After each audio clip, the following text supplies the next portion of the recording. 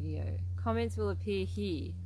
We're on. We're live. Hey. Hi. Welcome.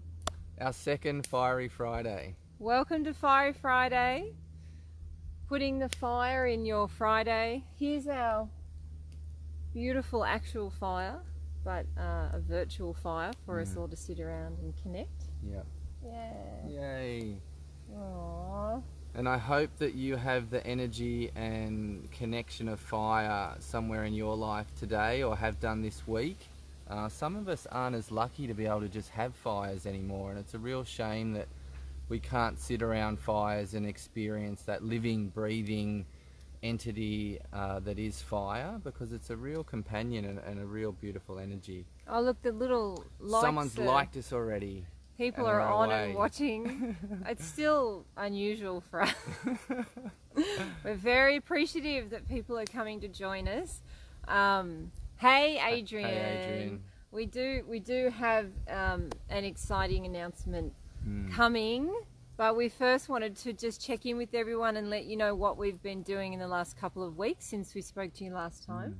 We were just reflecting on that we ran a program, which was the Vision Quest program, which some of you probably saw some of the videos for that. And of course, a lot of that content is based around the questers and the journey that the questers go on. But we also wanted to say a huge thank you to Ben Mallison, who did his first ever quest protection after training with us. And did an amazing job supporting us. Yep. Made it through. Yeah. As did the kids. Yes. Yeah. The kids as well. It was quite a unique experience for them, because they had to straddle the two worlds of the Vision Quest and also school. So Hunter's in year 1 and Ella's in year 4, and it was quite an unusual experience on the final day, or not the final day, but the day that the questers came back in, which is quite a special experience, and it happens at dawn by a fire, and they emerge from the forest after being solo in the wilderness for 4 days and 4 nights, after a very sacred journey to their own truth. So it's not small stuff. It's really special. It's very sacred, and our kids demanded that they were there to welcome everyone back in and also get a cup of miso as well. So they came down to the fire and watched everyone return from the forest and had that experience, and then quickly had to get lunches made and got shuffled off to school and put their uniforms on and off they went. Turn up at school after that. And so they did a great job too, handling the whole program. So thanks to our special kids. That's right. No, it's awesome. All right, well, I think what we should do is move on to the heart. Hi, everyone who's on. I can see everybody coming on. Hey, Kat. Thanks for your beautiful story. Yay. Oh, hey Sam. Yay. Oh, that's lovely. Hey, Sam. Oh, it's lovely to see you guys. We got so many beautiful nature connection stories in this last couple of weeks, and we wanted to say thank you so much to everybody for really unlocking what was held inside. Hey Kat. And oh, it's just amazing, really. We were so deeply moved and touched by the amount of stories that came in, but also by just the power in them, really. It was quite moving, wasn't it? It was overwhelming. Like Kate said, a bit teary. The amount of stories, but also the raw humanness of the stories and the power that came through, because we're obviously very turned on by those deep connective experiences as well in nature, and that's what shaped us. That's why we do the work we do. And so hearing all those individual stories where people have touched a level of connection in just the bush was really amazing. There was some very interesting themes that emerged through the stories. Hi Simon. Hey ching, Simon. Yeah, interesting themes that emerged. One that stood out for me that was reoccurring was people that were really struggling or really hard up in life, and then going out and in an unexpected way being touched by something in nature, whether it's a tree, the ocean, dolphins, some animal, long tongue, all the different things touched by that, and then brought into a greater place of peace and calm and connection. And so nature playing the role of the healer was a very strong theme. There was also some massive themes around just spontaneous waking visions, like whether it was in ceremony or whether it was just sort of people would just fall into it naturally, like suddenly some communion would start to happen, and then before they knew it, they were just in this altered space. And I think it just speaks to me about the mystical nature of what it is for us to be human. And yeah, sure, we're all living in the modern day, but that doesn't mean that we're not still deeply connected to the consciousness of the earth, and that the power and the peace and the meaning of our lives aren't still very deeply directed by the consciousness of the earth. And we also had amazing, oh my God, some of the stories about oneness, like dropping into oneness, Yeah. It's pretty cool. There was some tears shed, I will admit. Some of them were that moving that it brought tears to our eyes. And so we really appreciate everyone that sent in their story. Janet! Hey, Janet. Yay! Hey. Christina, hello! Ah. Nice. I don't know how anyone focuses on Facebook Lives, because you've always, oh, wow, Wayne. Hey, Wayne. Hi. Nice to see you, bro. That's lovely. Yeah. And Wayne sent a story in too. Nice. We had to pick a winner. Hey, Lewin. Which was really difficult. Yay. It was very difficult. It was. And it was hard. There was, I don't know. Anyway, we did it. We did it. We picked a winner. Somehow we picked one story out of all those amazing stories. But it was something that spoke to us about about how no matter, just how hard life is for us, that something can break through our isolation. Something can break into the pain that we're experiencing, and often it is something from the natural world, like a little an outstretched hand from the earth coming through in an animal or a plant, or so it was quite moving. We're going to announce the winner in a sec. Yeah.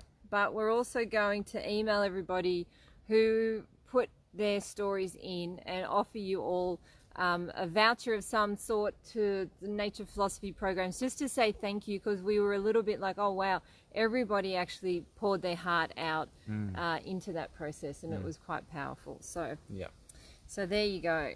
There you go. Drum roll. Is it time? Hi guys. Hi Lizzie, how are you? Hey. It's great to see you guys. All right, so what we're going to do is announce the winner, and we're also going to read out the story so everyone can listen to it, and we'll just throw a few more things in before we wrap up for the day. So how should we do it? Well, I think you should read away and then... Read away. Read away. Okay. I'm reading off a computer because we're protecting the trees. It's all digital these days. No paper. Right. So this is... Hi, Jane. Oh, look at you. Thank you so much, Jane, for your story. Far out. It was phenomenal. I know, yeah. It was very difficult. Very difficult. Oh, my God. So here's the winner. It's a story called Ant by Mikey Jane Blakeney. So Mikey Jane. So here's the story, and congratulations, Mikey, for winning. You really did touch our hearts with this story. So here we go. Years ago, when I was a young lass, I was 19 to be exact, I had come home to Australia to live. My brother had been in a bit of trouble in England, and my parents sent him home to Canberra to stay with our grandparents. I decided to come with him so he wouldn't be alone. When we got home, we were split up. My brother stayed with our grandparents, and I was sent to stay with my aunt and her husband. My brother was so angry he had retreated inside, and as I was closest to him, he would take his anger out on me. My aunt and her husband were desperately unhappy. and on the verge of a divorce, and everything was too much for my grandparents, who probably didn't know what to do with either of us. I was trying to find work as a hairdresser, but my qualifications didn't translate to Australia. I was going into town every day and going from salon to salon and asking for work. I was turned down place after place. My aunt had had enough of me being in her house with no rent and had asked me to leave. I had nowhere to go. My brother, the only person I had connections with, was not talking to me. I was terribly homesick, and now I was going to be potentially homeless. It was just coming into June in Canberra, and there was an ice-cold wind blowing that seemed to cut through me to the bone. I managed to find a bit of pavement next to the bus stop that was sheltered from the freezing bite. I was on my way into town to make a last-ditch attempt at getting a job. I was sitting in deep contemplation, wondering what was the point, why was I here? Would anyone care if I wasn't? Feeling completely isolated, I was wondering if I should step in front of the bus instead of on it. I'd been staring at my feet, and just as this rather alarming thought came into my mind, I noticed an ant walking towards my boot. It was trying to get past my foot on its way to somewhere. I started to block its path with my foot, but every time I did this, it would look for another way. I became totally absorbed in our little game and continued on until I found myself smiling and talking to Ant. Hey, you're not going to win. But Ant refused to give up, and no matter which way I blocked, he would find another. I realized I was feeling rather warm, and I looked up. It was a beautiful day. The turquoise sky was expansive. The sun felt like it was shining just on me. The trees were dancing in the wind, singing a song, the meaning of which was just on the edge of my consciousness. I looked back at Ant, and in my momentary distraction, he had managed to scale my boot and get to the other side. Well done, Ant, you got me, I grinned. In that moment, I instantly came out of my isolation. I had made connection. I had been shown by the ant, where there is a will, there is a way, and to keep going until a way was made clear. The bus arrived and took me to town. I was still thinking about the ant. I got off the bus at the wrong stop and noticed a salon that I had missed. I thought to myself, what the heck, and went in. I got the job and have never looked back.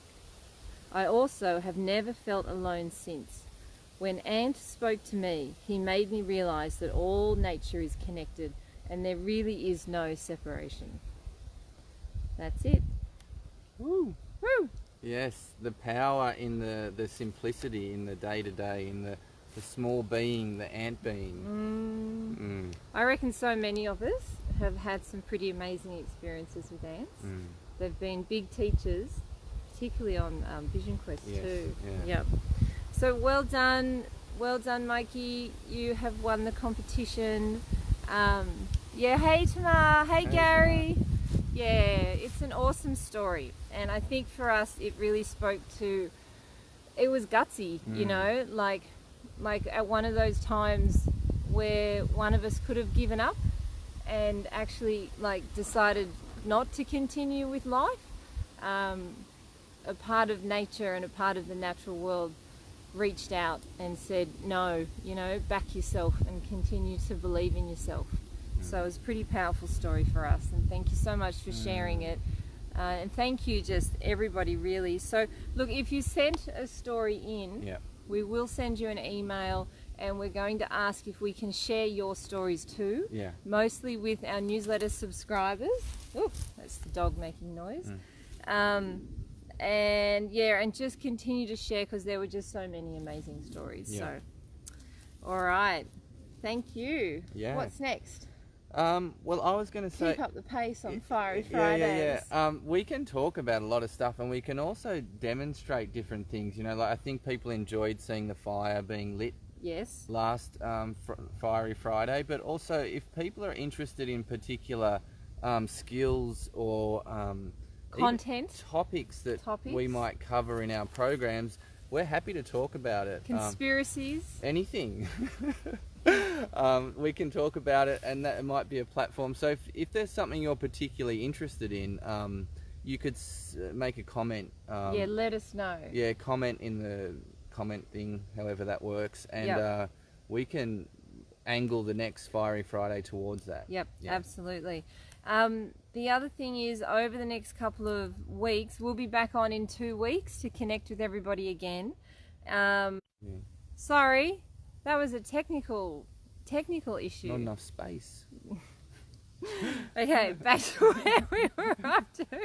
Conspiracies. I know Simon wants conspiracies, Yeah, but which ones? Yeah, See, this is there are so many these days. It was tongue in cheek, anyway. No, Simon's being genuine. No, I know I'm tongue in cheek. Oh, he's tongue in cheek. Yeah. No, Sam secretly loves conspiracy theories. Lizards, takeovers. It's all there. Yeah. Deeply there. Yeah.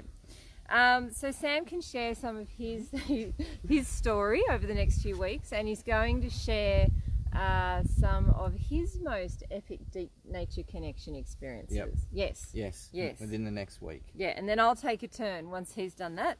And I wanted to let you know too that on Monday I'm interviewing a woman called Jackie Buckingham. Now, she's done a lot of work with animal communication. Some of you might know that we're really, we've run some programs before and teach a lot about wild awareness. So, you know, that state of connectivity that connects us and our consciousness to everything else. And that includes animals as much as it does plant, land, and of course to each other, so we can, you know, communicate to each other non-verbally. So she's an amazing woman, actually, and I think that'll be an awesome interview, and I'll be sharing that to our subscribers on our newsletter list. So hop on there if you're not on there already. You can get on there from our website, and hopefully that'll be something that really gets everyone turned on about the possibilities of really expanding our awareness and keeping these ancient skill sets alive in the modern day. And what else? I think that's it. Yeah, and we're off to Nature One next. Oh, That's what's coming up for us next.